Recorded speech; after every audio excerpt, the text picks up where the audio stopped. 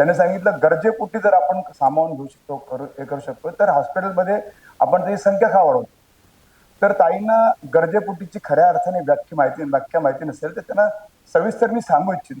आपण जेव्हा सिडको आल्यानंतर शासनाच्या वतीने आमची सगळी गावातली सगळी 100% जमीन त्यांनी घेतली, आम्हाला भूमिहीन केलं. पण एक नियम आहे, एक कायदा आहे की गावाच्या विस्तारासाठी गावाच्या परिघामध्ये 200 मीटरची जागा ही गावठाण विस्तारासाठी सोडली जाते. सुरुवातीला सिडकोने तशा प्रकारचा प्रयोग केला. तुर्भ्यामध्ये 200 मीटरच्या परिघामध्ये त्यांनी ती जागा सोडली आणि आम्हाला जीएसचे प्लॉट दिले. प्रत्येक माणसाला ज्यांच्या उतारावर नाव आहे अशाला 100 मीटरचा प्लॉट दिला, कारण ते देणं गरजेचं होतं. शासनाचा तो नियमच आहे. त्याच्यानंतर त्याला सिडकोनी बगल दिली, फक्त तुर्भा. त्याच्यानंतर पूर्ण नवी प्रकल्प असताना त्याला बगल दिली आणि अशा प्रकारचे प्लॉट दिले नाही.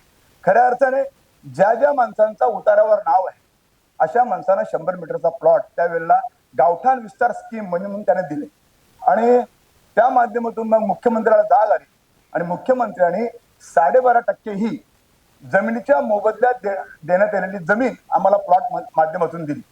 म्हणजे 12.5% ही योजना जमिनीच्या मोबदल्यात दिली गेली आणि आम्हाला जो 100 मीटरचा प्लॉट दिला गेला तो आमच्या विस्तार स्कीममध्ये दिला गेला. त्याच्यामुळे आमचा तो हक्क होता, प्रत्येक प्रकल्प असताना तो हक्क होता. तो हक्क त्यांनी डावलून अशा प्रकारचा 12.5% मध्ये जमिनीच्या मोबदल्यात त्यांनी प्लॉट दिले.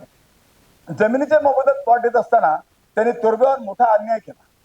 कारण तुर्भ्या ही जी स्कीम होती गावठाण एक्सेस स्कीम, विस्ताराची स्कीम होती आणि या विस्ताराच्या स्कीम मध्ये मिळालेली जमीन ही आम्हाला 12.5%तून मायनस केली आणि मग मायनस केल्यानंतर आमच्या बऱ्याच गाववाल्यांना त्याचा खूप मोठा फटका बसला की ती जमीन 12.5%तून मायनस झाल्यामुळे आम्हाला प्लॉट कमी भेटले आणि म्हणून आमच्या प्रकल्पग्रस्तांनी गरजेपोटी घर बांधले.